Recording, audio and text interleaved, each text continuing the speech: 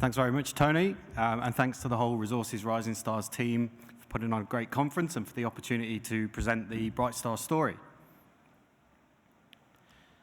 So we'll just skip past those two disclaimer slides. So Brightstar as a company has been around for a fairly long time, but there's been so many changes in the last couple of years that it is essentially a new company. So we've got a new board, new management, a new team, and new projects. So it's probably a good place to start with that recent history and give a bit of a summary. So the original Brightstar 2 years ago held the Laverton project with the Brightstar mill on care and maintenance, and that project held approximately 460,000 ounces. And then in 2023, the company merged with King West Resources that held the Menzies gold project to the southwest, with the resulting company holding approximately 1 million ounces in resource and that Brightstar plant on care and maintenance. And then earlier this year, Brightstar again merged with the Linden Gold Alliance. So that added the producing Second Fortune gold mine and the advanced development-ready Jasper Hills project. And it's the projects of the combined company there that form the basis of a definitive feasibility study that we are currently working towards delivery in Q1 of next year. And then in August of this year, Brightstar executed on the 2 Sandstone deals. So that is the merger with Alto Metals and the acquisition of tenements from Gateway Mining. So both of those transactions are still ongoing, with the Gateway transaction set to complete in later this month and the Alto transaction in November. And once they do complete, the pro forma company will have a resource of 3 million ounces, a market cap of approximately 190 million, cash of approximately 30 million for an enterprise value of 160 million. But crucially, we'll also own a producing asset, a near-term development pathway, and a growth stage asset with a large pipeline for potential future development. So in those 2 years, through a combination of M&A and organic growth with the drill bit, Brightstar has progressed from under 500,000 ounces in resource to 3 million ounces. So we'll focus on the Sandstone consolidation for a moment. So combined, those 2 projects comprise 1.5 million ounces. And our plan here is for a proposed central processing hub fed by shallow, open pit material from across the package with a substantial oxide component.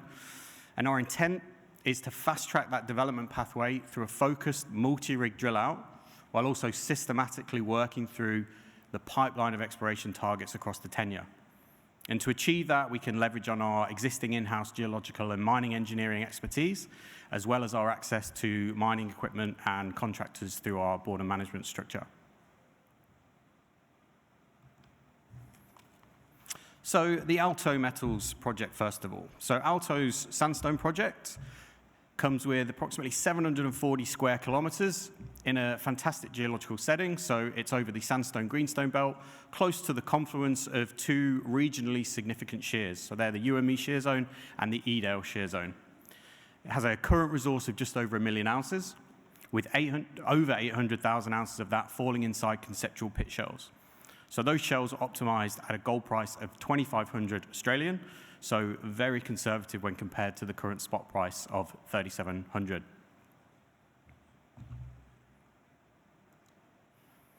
There was a bit of mining in the early 2000s, open pit mining by Troy Resources, but that largely focused on shallow oxide material, and the exploration strategy largely followed that plan. So lots of very shallow drilling targeting oxide resources. Alto's exploration has largely been focused on what they call the Alpha domain.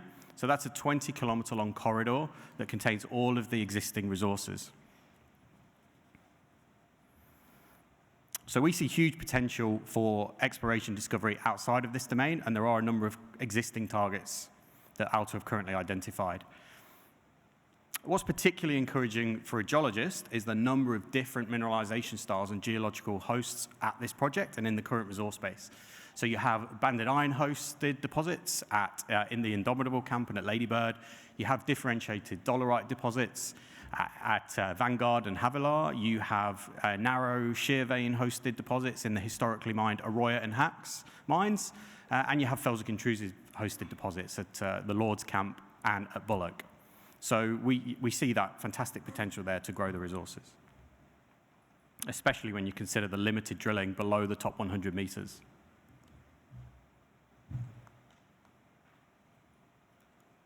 Onto the Gateway project then. So Gateway's Montague project that we have acquired comes with 450 square kilometers of tenure in a fantastic, well-endowed greenstone belt, the Gum Creek Greenstone Belt. It's just 70 kilometers to the north of Alto's project along the Sandstone Wiluna Road.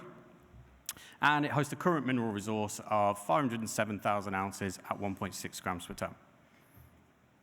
Like Alto, the resource is all shallow, open pit with a substantial oxide component, with 70% of the resource within that top 100 meters.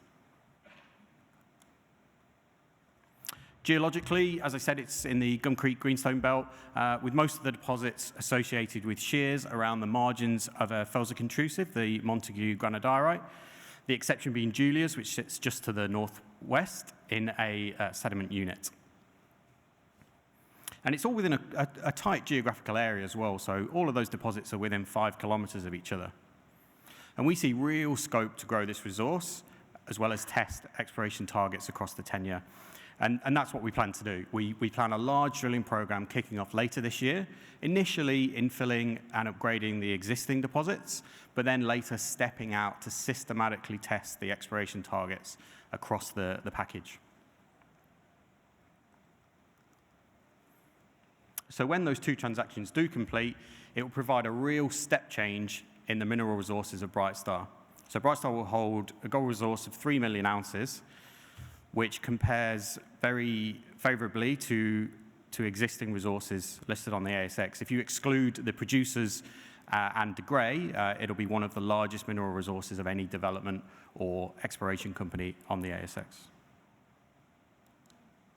So the bubble chart here really just shows the same data as the previous slide and just highlights where Brightstar, the pro forma Brightstar, will sit in terms of mineral resource scale and grade, and really just highlights that those transactions align with Brightstar's strategy of targeting mineable ounces of both scale and grade. And both of those transactions have been achieved for an acquisition cost of approximately $35 per resource ounce. And that compares very favorably with recent West Australian pre-production M&A, which averages over $100 per ounce. So why Brightstar? So firstly, the team. We believe that we've assembled a team now with the right skills and the necessary experience to execute our plans. We've got deep operational experience. So we have Andrew Rich, our Executive Director of Operations, and Dean Valvey, our Chief Operating Officer. They have both built and run numerous mines. We've got broad geological experience. So there's myself, there's Edward Keys, our Exploration Manager, and there's Jamie Brown, our Chief Geologist. Between us, we cover the full range of geological experience from greenfields exploration through to brownfields and resource definition, as well as production. And there's a strong finance background as well, led by our Managing Director, Alex Rivera, who's a qualified geologist with a corporate finance background, and our Chairman, Richard Crooks, with a background with Macquarie and EMR. So this is the corporate snapshot. So as I touched on before, the pro forma company, once those two Sandstone transactions complete, will have a market cap of 190 million, cash of 30 million, for an enterprise value of 160 million. Our single largest shareholder is St. Barbara, with approximately a third of the company held by institutional investors. So I've talked a lot about our newest projects, but while that exciting M&A was all being worked out, we were also busy drilling and de-risking our existing projects. So we're just coming to the end of a 30,000-meter drilling program now across Menzies, Laverton, Jasper Hills, and Second Fortune, which is all to feed into the DFS to be delivered early next year. So approximately 15,000 meters of that was at Jasper Hills, at the Fish and Lord Byron deposits that we acquired through the Linden merger.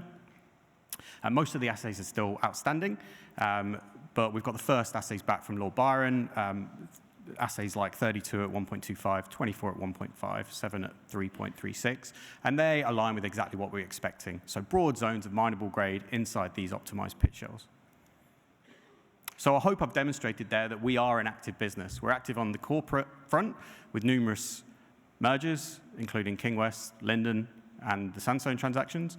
We're active on the drilling front as well, with a 30,000-meter program coming to a close and an even larger drilling program scheduled for Sandstone to begin later in the year. And through that period, we've grown the resource from 500,000 ounces through to 3 million ounces, and on the development side as well. So numerous studies that have been completed, as well as the DFS due for delivery in Q1 of next year. And this is what success looks like. So this is a comparison of enterprise value per production ounce for ASX-listed producers producing under 150,000 ounces a year. And they trade at circa $10,000 per production ounce. So at that goal of 100,000 ounces per annum that we're targeting, that's a $1 billion company. And that's where we set our goals. So if you're going to take away anything from this presentation today, it should be these 6 points. We're focused on mineable ounces, and our M&A that we've pursued aligns with that strategy. We have existing production and existing processing infrastructure with a low-risk, low-capex pathway to our goal of 100,000 ounces per annum and beyond. We're in a Tier 1 jurisdiction. All of our projects are within Western Australia across our 3 hubs. We have multiple assets. So across those 3 hubs of Laverton, Menzies, and Sandstone, we genuinely see ourselves as one of the next multi-asset mid-tier producers. We've got a strong board of management with the right skills to execute our plans, and we have a strong balance sheet to fund those plans, but also to fund the accelerated exploration plan that we plan in the near future. So if you want any more information on our projects, please drop by the booth. But otherwise, thank you very much.